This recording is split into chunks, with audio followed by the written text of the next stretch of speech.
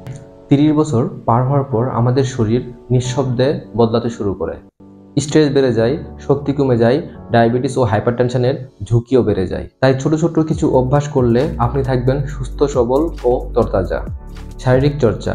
30 পার হওয়ার পরে বেশি সময় ধরে বসে থাকার কারণে বাড়তি ওজন ও কোমরে ব্যথা হয়। প্রতিদিন অন্তত 30 মিনিট ব্যায়াম করুন, যা আপনার হার্ট ও হাড়ের জন্য খুবই উপকারী। পর্যাপ্ত পানি পান করুন। বয়স বাড়ার সঙ্গে সঙ্গে ডিহাইড্রেশন সহজেই হয়। পানি আপনার শক্তি ধরে রাখে, হজমে সাহায্য করে এবং ত্বককে তরতাজা রাখে। তাই তৃষ্ণা লাগার অপেক্ষা না করে সারাদিন অল্প অল্প করে পানি পান করুন। প্রাকৃতিক খাবার খান।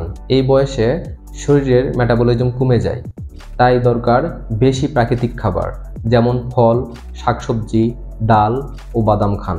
তবে তেলে ভাজা বা প্রক্রিয়াজাত খাবার এড়িয়ে চলুন। ভালো ঘুমান। 30-এর পরে ঘুমের মান কমে যায়, কিন্তু প্রয়োজন বেড়ে যায়।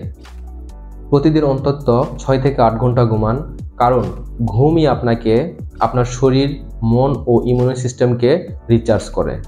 নিয়মিত স্বাস্থ্য পরীক্ষা করুন। অসুস্থ না হয়েই নিয়মিত চেক আপ করুন। বিশেষ করে ডায়াবেটিস, প্রেশার ও ওজন নিয়মিত পরীক্ষা করুন, কারণ সময় মতো জানা মানেই জীবনের নিরাপত্তা। হাড়ের যত্ন নিন। 30-এর পর থেকে হাড়ের ঘনত্ব কমে যায়, তাই খেতে হবে প্রতিদিন দুধ, মাছ, শাকসবজি ও বাদাম। আর প্রতিদিন কিছু সময় রোদে থাকুন। মানসিক শান্তি রক্ষা। বয়সের সাথে সাথে আমাদের দায়িত্ব ও মানসিক চাপও বেড়ে যায়, তাই প্রতিদিন কিছু সময় নিজের জন্য রাখুন। নিয়মিত ডিপ ব্রিথিং এক্সারসাইজ করুন এবং সময় হলে কোথাও ঘুরতে যান। ধূমপান ও অ্যালকোহল এড়িয়ে চলুন।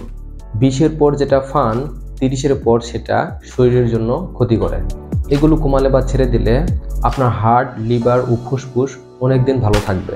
সুতরাং 30 পার হওয়ার পর নিজের যত্ন মানেই বড় পরিবর্তন নয়, বরং ছোট ছোট অভ্যাসই একদিন বড় পরিবর্তন ঘটায়।